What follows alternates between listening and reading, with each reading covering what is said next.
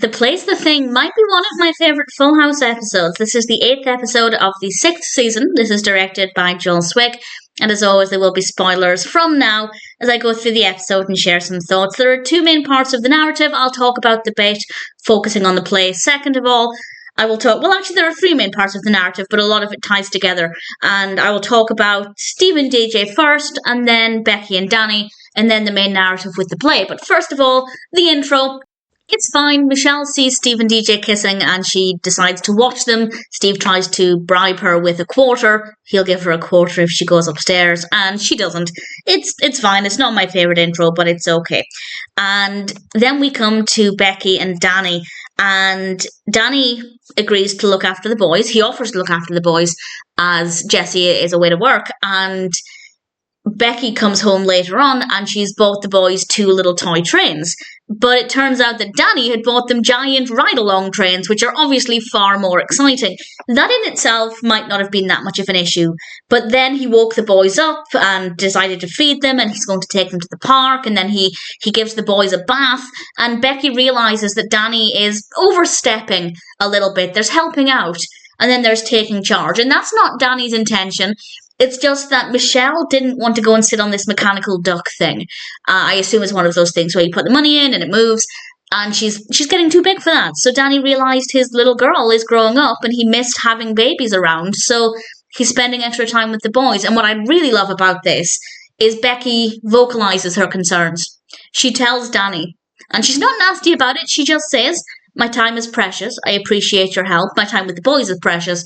I appreciate your help, but this is a bit too much." And Danny sees this completely, and I think there's a great lesson in this, that there probably are people who are, whether they're grandparents or they're living with somebody who has a baby, and they're maybe spending too much time with the baby. There is a fine line between helping out and taking charge, and Danny, without realising, stepped over that line, and I think they handled it really, really well.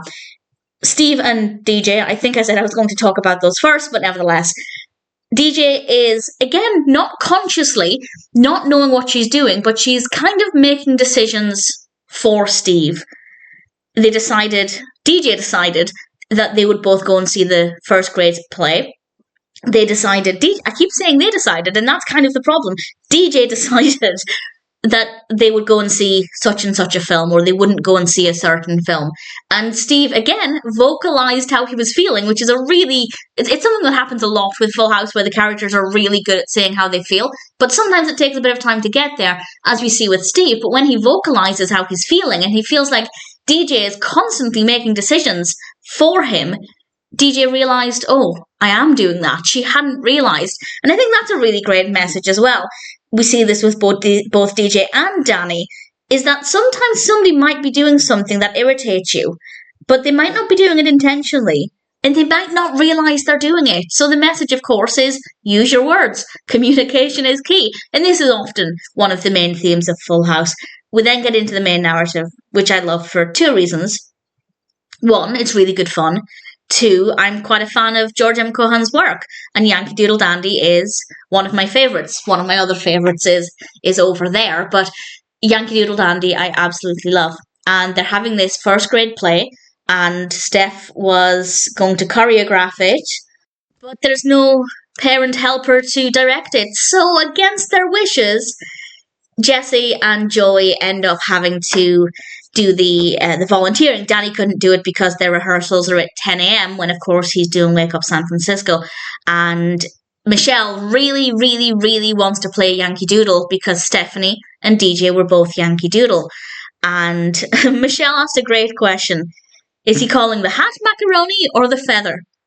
And I Googled it. I had actually Googled it before, but I wanted to do it again to get the accurate information. And some sources are saying slightly different things, but the general consensus, just for anybody who's interested, is that macaroni meant extravagant or fashionable, or I guess fashionably extravagant, or extravagantly fashionable. And Yankee Doodle thought that putting a feather in his cap was all he was needing to be fashionable. He just put a feather in his cap And then he said that was macaroni. That's kind of what I think it means. So it's not the hat and it's not the feather. He's calling neither of those things individually macaroni, but the act, or I guess the appearance of the hat with the feather to Yankee Doodle is macaroni. It's definitely worth Googling if you're interested in more information, but it's something I wondered for many years and finally got around to Googling it, and then I Googled it again, and that, I guess, makes sense.